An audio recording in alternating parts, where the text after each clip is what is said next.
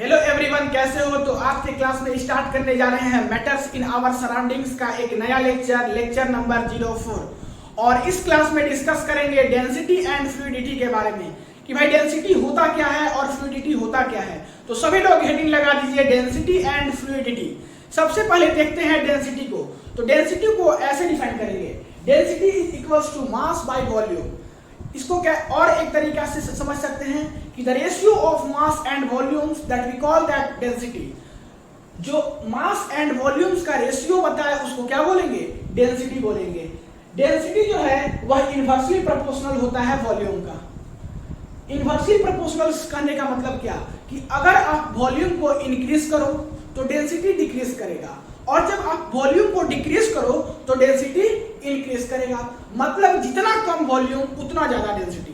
Clear? अब बात करते हैं कि ये प्रोपोर्शनैलिटी को जब हटाएंगे तब ये फॉर्म एग्जिस्ट करेगा। कैसे एग्जिस्ट करेगा? जब प्रोपोर्शनैलिटी को हटा करके इज इक्वल्स टू के फॉर्म में लाना चाहेंगे तो होगा क्या? होगा यही कि यहाँ पे कुछ कांस्टेंट का रिक्वायरमेंट होगा, और जो कांस्टेंट होगा उस कांस्टेंट को यहाँ पे प्रोवाइडेड किए हैं हम मास। मतलब कि यहाँ पे मास को कांस्टेंट इंक्लूड किए हैं और यहाँ पर इज इक्वल्स टू का साइन आया है। ये चीज तो आपको समझ में आ गया। अब बात करते हैं कि यहाँ पे तीन कंटेनर को लिए हैं, ठीक है? तीन कंटेनर, तीनों में अलग अलग मॉलिक्यूल्स रखे हैं, लेकिन तीनों का मास जो है वो सेम है।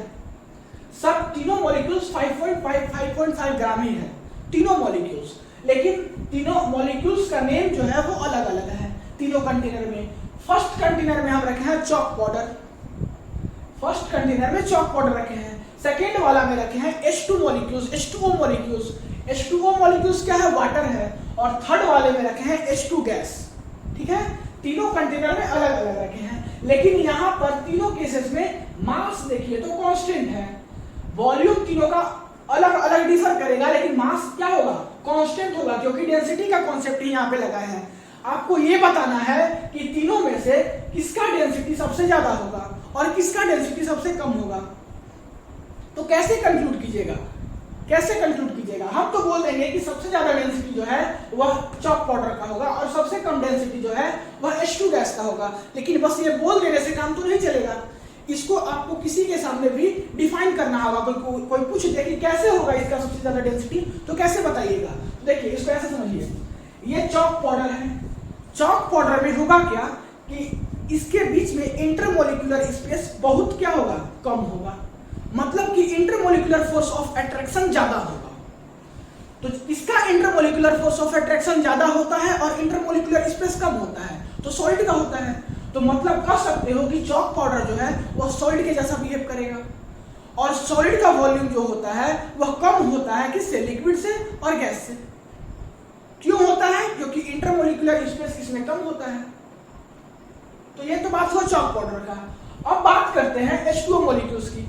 तो H2O मॉलिक्यूल्स में जो है वह क्या होगा? इंटरमोलिकुलर स्पेसेस कुछ कुछ होगा, इससे ज्यादा होगा, इस चॉक पाउडर से ज्यादा होगा, क्योंकि ये सॉलिड के जैसा था और H2O जो है वो लिक्विड है।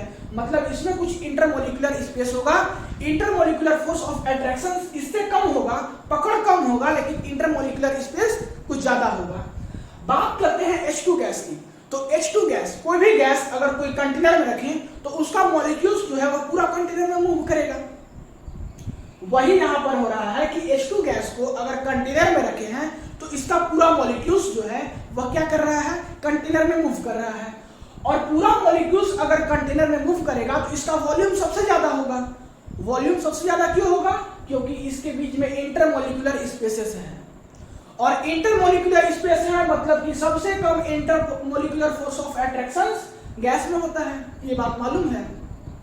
तो ये तीनों को तो आप समझ लिए कि किसका वॉल्यूम ज्यादा होगा, किसका वॉल्यूम कम होगा। सबसे कम वॉल्यूम इसका होगा और सबसे ज्यादा वॉल्यूम इसका होगा। यहां पे हम क्या पढ़ें कि जिसका सबसे कम वॉल्यूम उसका सबसे ज्यादा डेंसिटी, और जिसका सबसे ज्यादा वॉल्यूम उसका सबसे कम डेंसिटी। तो वॉल्यूम की बात करें तो सबसे कम वॉल्यूम इसका होगा चॉक पाउडर का, उसके बाद इसका होगा H2O मॉलिक्यूल्स का, उसके बाद फिर H2 गैस का होगा। तो जिसका सबसे कम वॉल्यूम उसका सबसे ज्यादा डेंसिटी होगा, और जिसका सबसे क्या चीज सबसे कम, सबसे ज्यादा वॉल्यूम, सबसे ज्यादा जिसका वॉल्यूम होगा उसका डेंसिटी सबसे ज्यादा होगा। सॉरी गलती बोला गया। जिसका सबसे कम वॉल्यूम उसका डेंसिटी सबसे ज्यादा, और जिसका सबसे ज्यादा वॉल्यूम उसका डेंसिटी सबसे कम। ये चीज तो समझ में आ गया। अब बात करते हैं आगे। तो कह सकते हो कि चॉक पाउडर का जो डेंसिटी होगा वो क्या होगा, सबसे ज्यादा होगा, क्योंकि यहाँ पर मास जो है वह तीनों के केस में कांस्टेंट है और वॉल्यूम से डिसाइड करते हैं कि किसका डेंसिटी कम होगा और किसका डेंसिटी ज्यादा होगा। क्लियर। अब बात करते हैं कि solid are most dense, gas are least. तो यहां से इससे आप ये चीज कह सकते हो कि ये जो सॉलिड है चॉक पाउडर क्या है, ये सॉलिड है, सॉलिड ज्यादा डेंस होता है और जो गैस है वो सबसे लिस्ट डेंस होता है। ये चीज आप कह सकते हो, लेकिन कुछ केसेस में ये चीज फ्लॉप कर गया, मतलब कि ये थ्योरी गलत हो गया। कौन सा केसेस में, ये देखिए आइस एंड वाटर का केस देखिए। कहा गया है कि why ice float on water. Ice जो है वह पानी में क्या करता है, फ्लोट करता है, तैरता है। आइस तो सॉलिड है, फिर पानी में क्यों तैरता है, उसको तो नहीं तैरना चाहिए था, उसको तो डूब जाना चाहिए था, लेकिन डूबता नहीं है, क्या करता है, फ्लोट करता है, तैरता है। ऐसा क्यों, तो ये तो कॉन्सेप्ट गलत हो गया। तो ऐसा इसलिए क्योंकि ओपन केज स्ट्रक्चर होता है आइस का। कैसा स्ट्रक्चर होता है, ओपन केज स्ट्रक्चर होता है आइस का। ओपन केज स्ट्रक्चर कहने का मतलब कि खुले पिंजरे की जैसा, खुले पिंजरे की जैसा स्ट्रक्चर किसका होता है, आइस का। और जब खुले पिंजरे की जैसा स्ट्रक्चर होगा तो इसमें एयर मॉलिक्यूल्स जो है वो आसानी से पास कर जाएगा, और जब एयर मॉलिक्यूल्स आसानी से पास करेगा तो इसका वॉल्यूम जो है वो ज्यादा इंक्रीज हो जाएगा। और हम क्या पढ़े कि जिसका वॉल्यूम बहुत ज्यादा होता है उसका डेंसिटी कम होता है।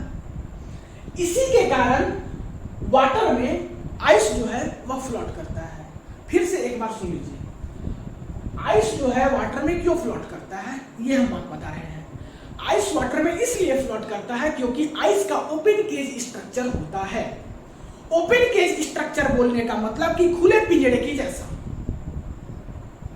खुले पिंजरे के जैसा अगर आइस का स्ट्रक्चर होगा तो इसमें एयर मॉलिक्यूल्स जो है वो आसानी से इंटर कर जाएगा, और जब एयर मॉलिक्यूल्स इसमें आसानी से इंटर करेगा तो वॉल्यूम इसका ज्यादा इंक्रीज हो जाएगा।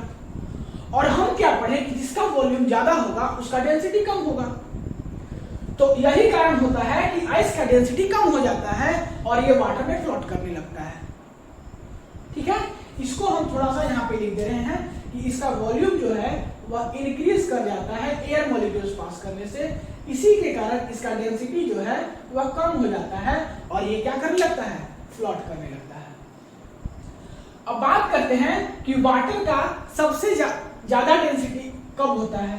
तो वाटर का सबसे ज्यादा डेंसिटी 4 डिग्री सेल्सियस पे होता है। ये आपका डायरेक्ट एग्जाम में क्वेश्चंस आ सकता है कि the density of waters, the more density of waters is तो 4 डिग्री सेल्सियस। सबसे ज्यादा डेंस कहां पे होता है, वाटर 4 डिग्री सेल्सियस पे। इसको कैसे समझेंगे, केवल कह देने से तो काम नहीं चल जाएगा, तो इसको देखिए कैसे समझेंगे।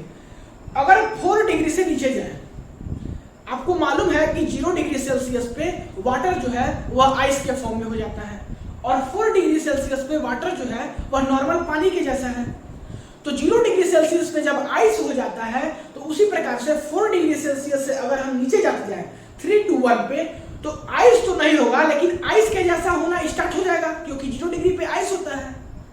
और जब आइस के जैसा होना स्टार्ट हो जाएगा तो हम क्या पढ़े कि आइस के पास ओपन केज स्ट्रक्चर होता है, और ओपन केज स्ट्रक्चर होने के कारण उसमें एयर मॉलिक्यूल्स पास करता है।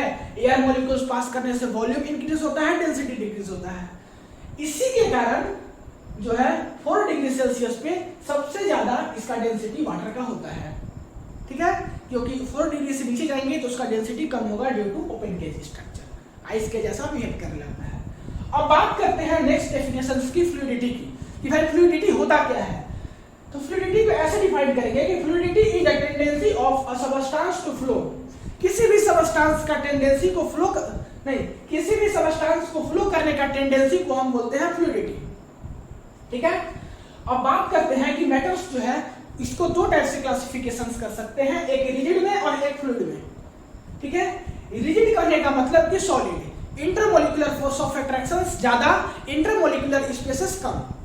और फ्लूइड कहने का मतलब कि इंटरमोलिकुलर फोर्स ऑफ अट्रैक्शन कम, ठीक है। इंटरमोलिकुलर फोर्स ऑफ अट्रैक्शन जिसका कम होगा वही तो फ्लो कर सकेगा। जैसे कि आपके घर में वाटर को जब आप ऐसे ही अपने सरफेस पे, फर्श पे फेंक देते हो तो वो क्या करता है, फ्लो करने लगता है। ऐसा क्यों? क्योंकि उसका इंटरमोलिकुलर फोर्स ऑफ अट्रैक्शन जो है वो कम होता है एज कंपैरिजन टू सॉलिड। अगर आप सॉलिड को फेंक दो तो वो फ्लो करता है क्या? फ्लो तो नहीं करता है, लेकिन लिक्विड फ्लो करता है। ऐसा क्यों? क्योंकि इंटरमोलिकुलर फोर्स ऑफ अट्रैक्शन कम होता है। तो रिजिड में एग्जांपल्स हो गया सॉलिड और फ्लूइड में एग्जांपल हो गया लिक्विड और गैस। लेकिन बात करते हैं कि लिक्विड और गैस ये तो फ्लूइड है, लेकिन सबसे ज्यादा जो है वह कौन फ्लो करेगा, लिक्विड या गैस? इसको कैसे डिफाइन करेंगे कि भाई लिक्विड ज्यादा फ्लो करेगा कि गैस ज्यादा फ्लो करेगा? तो सबसे ज्यादा फ्लो करेगा गैस। किस चीज पे डिपेंड करेगा? जिसका intermolecular force of attraction liquid और गैस दोनों में सबसे कम होगा वही सबसे ज्यादा फ्लो करेगा। तो गैस का जो है इंटरमोलिकुलर फोर्स ऑफ अट्रैक्शन कम होता है एज कंपैरिजन टू लिक्विड। यही कारण है कि गैस जो है वह ज्यादा फ्लो करता है, इसका फ्लो करने का टेंडेंसी ज्यादा होता है, ठीक है। तो आप देखे होंगे कि गैस जो है आपका जो सिलेंडर होता है घर में, गैस सिलेंडर, उसमें पूरा सिलेंडर में मूवमेंट करते रहता है, ठीक है। तो गैस आसानी से फ्लो करेगा। अब बात करते हैं कि scales of temperatures measurement. Temperatures को मेजरमेंट करने के लिए कुछ कुछ स्केल्स आया। जैसे कि लेंथ को मेजर करने के लिए एक यूनिट होता है मीटर, वैसे ही टेम्परेचर को मेजरमेंट करने के लिए कुछ यूनिट्स होता है। वेट का जैसे कि ऐसा यूनिट होता है केजी, उसी प्रकार से टेम्परेचर का भी कुछ ऐसा यूनिट्स होता है। तो कौन सा यूनिट्स है उसको देखते हैं। सबसे 3 इसका क्या आया, मेजरमेंट करने का स्केल्स आया। कौन कौन सा है वो देखते हैं। फर्स्ट नंबर है सेल्सियस स्केल, इसको कि हम डिग्री सेल्सियस से भी नोट करते हैं। ये क्या करता है, टेम्परेचर को मेजरमेंट करता है। सेकेंड नंबर है फ़ारेनहाइट स्केल, इसको कि डिग्री फ़ारेनहाइट से भी नोट करते हैं।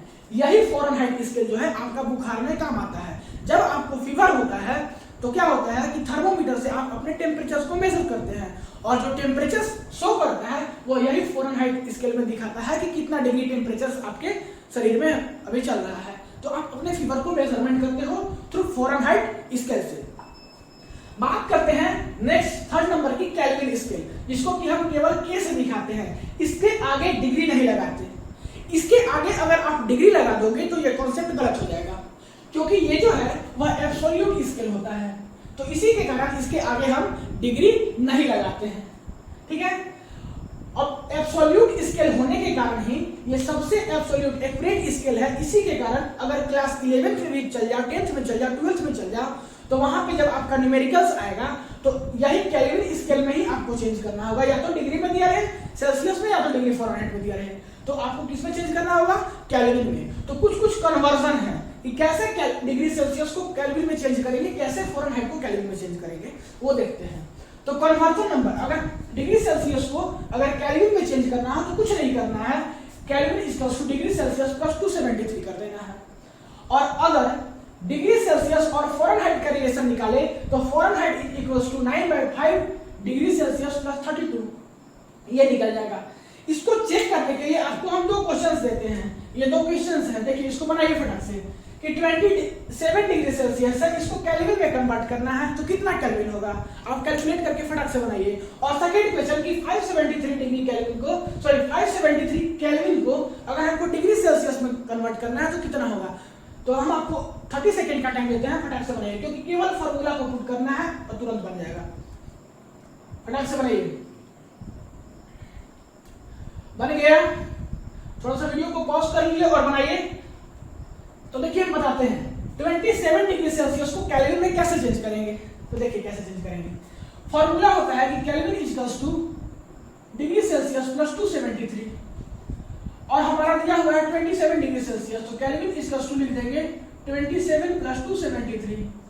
तो यहाँ पे केल्विन आ जाएगा 300, मतलब कि कह सकते हो कि 300 केल्विन होगा।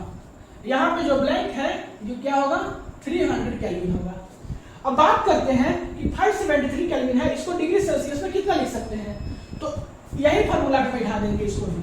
केल्विन दिया है तो 573 केल्विन, केल्विन की जगह पे इक्वल्स टू डिग्री सेल्सियस लाना है, ठीक, प्लस 273। तो 573 minus 273 equals to degree Celsius, और यहाँ से जो आपका आ जाएगा वो आ जाएगा 3 डिग्री सेल्सियस, 300 डिग्री सेल्सियस। तो ये भी कितना हो जाएगा, 300 डिग्री सेल्सियस हो जाएगा। तो ऐसे कन्वर्जन करेंगे, ठीक है। अब बात करते हैं फ्रीजिंग पॉइंट ऑफ H2O की, तो वो होता है 0 डिग्री सेल्सियस, ये आप जानते हो। और इसको जब आप डिग्री सेल्सियस में कैलकुलेट करोगे तो कैसे कैलकुलेट करोगे, इसको भी करके देख सकते हो, आपका प्रैक्टिस के लिए काम करेगा। डिग्री सेल्सियस को केल्विन में कैसे चेंज करोगे, तो यही फार्मूला पे यहाँ पे 0 डिग्री पुट कर दो और जो केल्विन आएगा वो आ जाएगा आपका आंसर। हालांकि इसका एक्यूरेट वैल्यू देखो, जैसे कि हम बता रहे हैं आपको थोड़ा सा, इस 0 डिग्री सेल्सियस को करोगे तो केल्विन इक्वल्स टू 0 प्लस 273 होता है। तो केल्विन कितना आ जाएगा, कितना केल्विन आ जाएगा, 273 केल्विन आ जाएगा। क्या ये हो गया आपका freezing point of water, 273 kelvin. लेकिन हालांकि ये एग्जैक्ट डाटा होता है 273.15 केल्विन, लेकिन इसको हम 273 अप्रॉक्स लिख सकते हैं। उसी प्रकार से बॉइलिंग पॉइंट ऑफ वाटर को डिग्री सेल्सियस से केल्विन में चेंज करना होगा, तो बस यहाँ पे सेल्सियस की जगह पे 100 पुट कर दीजिए, तो कितना आ जाएगा, 373 केल्विन आ जाएगा।